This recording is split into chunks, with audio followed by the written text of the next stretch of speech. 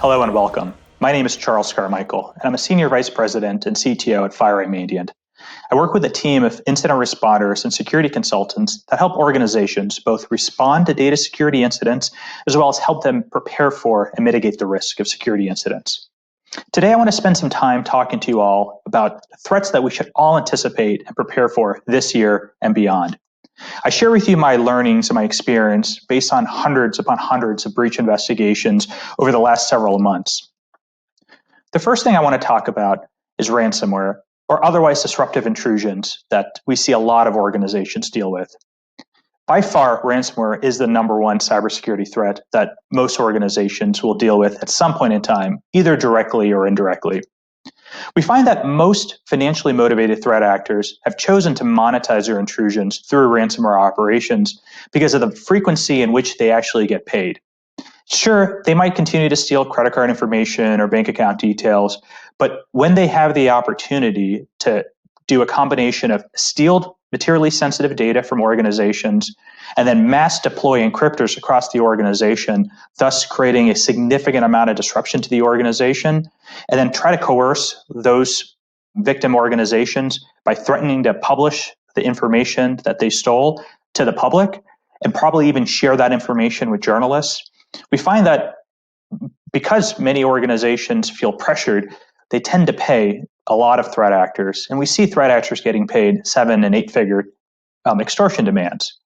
And so because this is such a prevalent threat, I think we should all think about a number of considerations and things that we should just really think through in advance of a potential ransomware or extortion type of situation. One of the first things that we should all think about is, would we actually be able to recover from backups if every single one of our systems were taken offline? And what I mean by that is, just imagine every single server within the environment, every single workstation, every single laptop was encrypted with ransomware.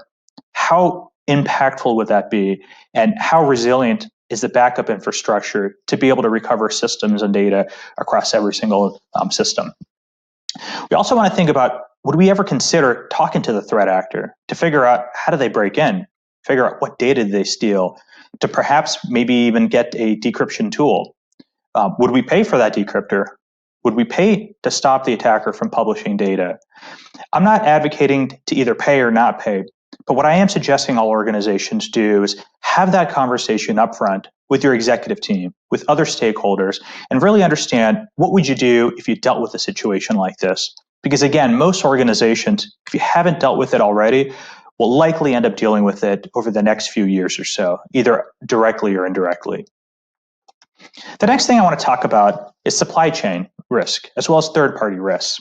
We all are familiar with the major incidents from a group that we call UNC 2452 from last year.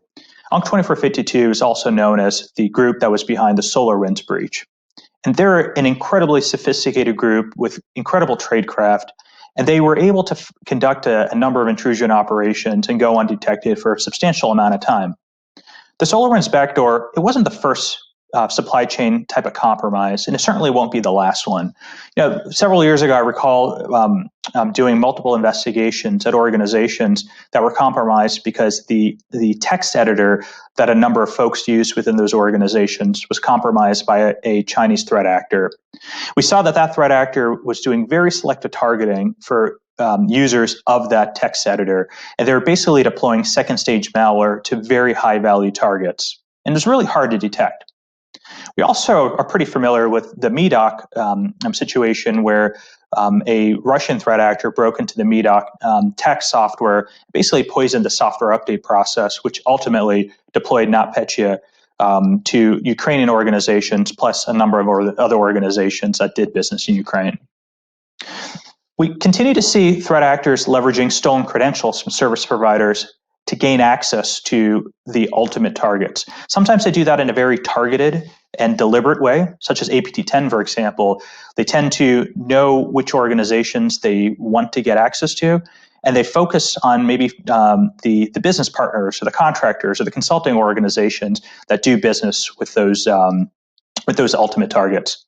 In other situations, it tends to be pretty opportunistic. We see ransomware operators that will go after supply chain types of organizations, service providers, technology providers, MSSPs, et cetera, and attempt to leverage both the network connectivity and or the credentials from those organizations to get into a variety of organizations. Not necessarily because they care about those particular organizations, but because it is just yet another opportunity to steal data, deploy encryptors, and from a threat actor's perspective, ideally extort those organizations.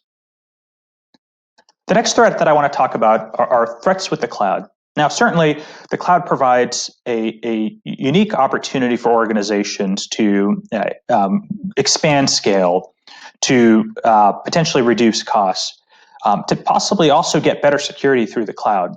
But you have to think about what are our own responsibilities when we leverage cloud environments and cloud infrastructure. And we are responsible for access management. We might be responsible for configuration management. We need to think about what kind of logging needs to be in place. Do we need to turn it on ourselves, or will the cloud provider turn it on by default? Do we need to pay for it if we were to turn it on? So there's a lot of things that we need to consider when we leverage the cloud. Another few things that we probably need to think about are how are identities managed? Over the past few months, we've seen a pretty big problem with protection of identities, and we saw some acute problems that a variety of threat actors were taking advantage of. So as we think to ourselves, what are things that we could do to better protect our cloud assets?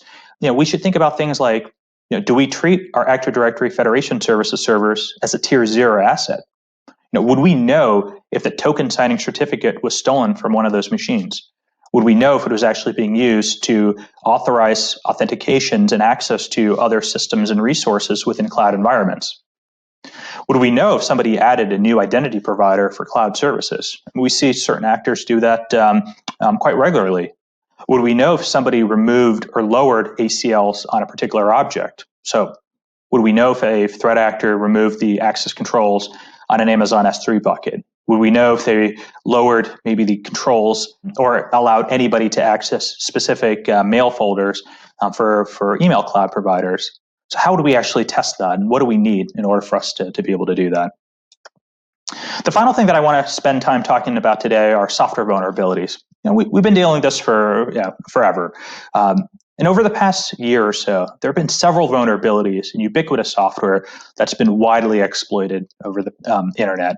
I'm talking about email software, file storage software, remote access software, networking software, etc.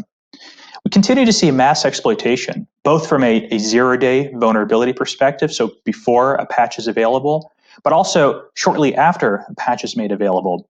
And it really depends on how exploitable is a vulnerability and what would the exploitation actually lead to.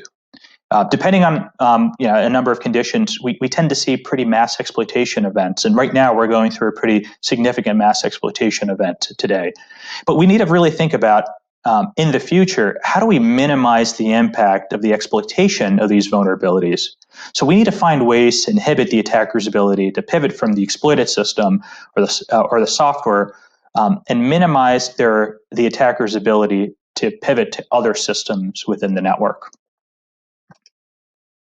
So what I'd like to leave you with all today is really three things to consider and to really take action on.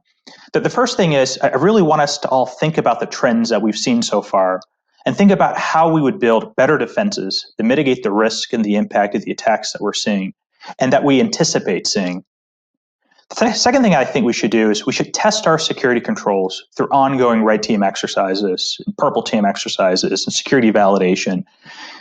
Doing the actual testing of our controls through independent folks, whether they're internal people or third parties, really helps you understand, are there security vulnerabilities that you just don't know about, and also helps you test the efficacy of your preventative controls, of your detective controls, of your defensive teams. And then you have to apply all these learnings, things that you've seen go bad with other incidents, or things that you've learned through these red team and purple team exercises. We've got to continue to build more controls. We've got to strengthen our processes. We've got to continue to train our people, and we've got to improve detection and response processes. I appreciate your time, and please enjoy the rest of the event. Thank you very much.